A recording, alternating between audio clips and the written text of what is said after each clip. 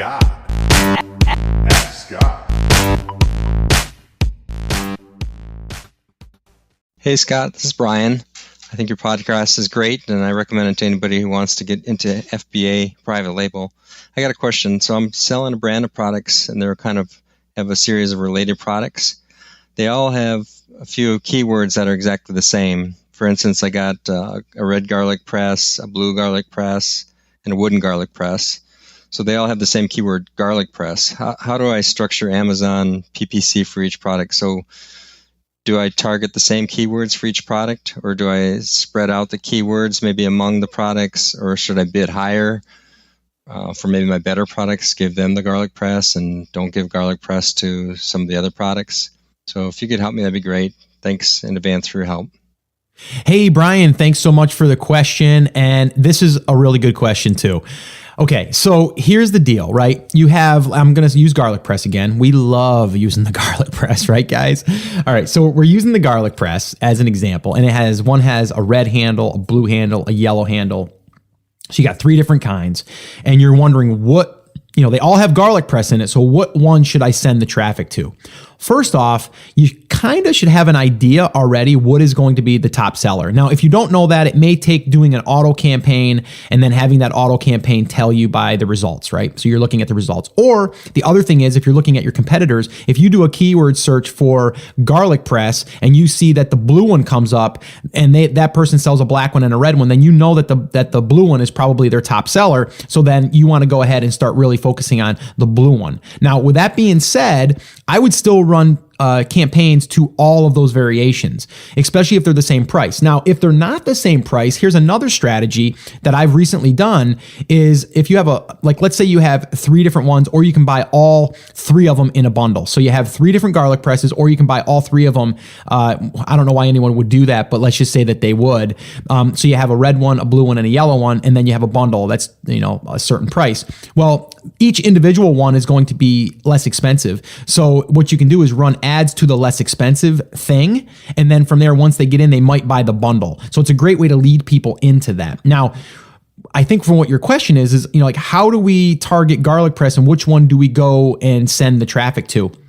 The garlic press one, you might just want to send that to the one that you think is going to be the top seller. And you may want to test that. You may want to do it for a week at a time. Okay. The other thing that I would do is then if I would run one that's red garlic press, and then I would do one blue garlic press, and I would only drive those keywords to the one that is actually that color, right? And then you're going to be able to see over a week's time, you're going to see impressions. Impressions is going to tell you too, even if you don't get sales, it's going to see how many people are actually searching for that. So it's a great research tool in a sense to when you get started to see which one gets the most amount of searches. So if you were to do that with the same exact budget, the same exact cost per click, all of that stuff, and you did it for the red one, the blue one, and the yellow one, and you let that run for 3 or 4 days, you're going to see the impressions and you're going to say, wow, the yellow one gets searched for way more than any of the other ones. So now let me go ahead and let me add a little bit more to the budget on that one, maybe increase the cost per click, and then maybe see if there's enough sales running through that. So really it's a testing thing, but really to answer your question about one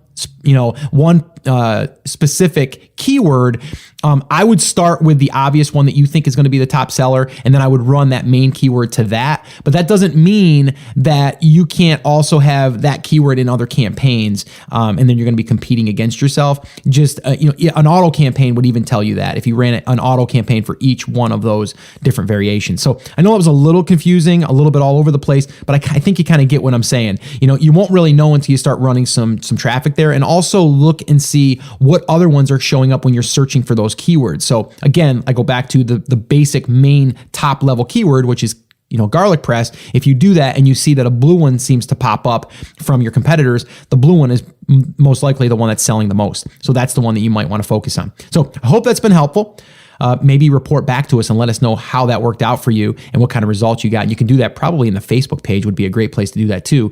And again, if you guys want to check that out, theamazingseller.com/F as in Frank, B as in boy, go over there and, add value to that group by adding a test. All right. So if you guys want to submit a question, head over to theamazingseller.com/ask, and you can do that. I want to also, again, remind you guys, if you're brand new and this is your first time to the show, I want to welcome you. I love hanging out with you guys. This is just awesome to be able to virtually connect like this. And that's why I love the Ask Scott sessions. But if you are brand new and you're just getting your feet wet and you don't understand the entire process, the entire business model, I would recommend attending one of my live free workshops. This is where I break it down for you in 5 phases: how to pick a market and a product, how to source it, how to do a pre-launch, how to do a launch, how to promote the product, and everything in between. We go over that on a workshop, and we go through every single thing. We also do live Q&A. So if you want to attend one of them, I would love to invite you to the next one, and you can register for the next one by heading over to theamazingseller.com/workshop, and you can register there for an upcoming workshop.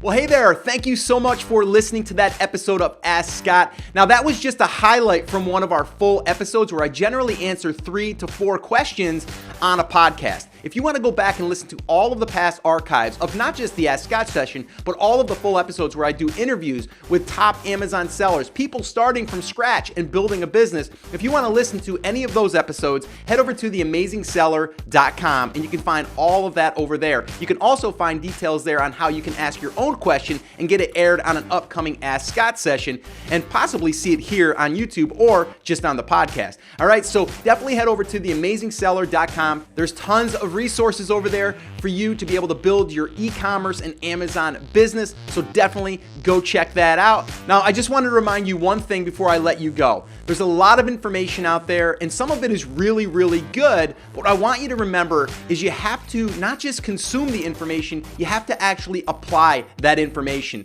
So take this information that you learned here today and apply it to your business. And this way here, you can get results. As my shirt says, I wear it almost daily. Take action. We'll see you guys.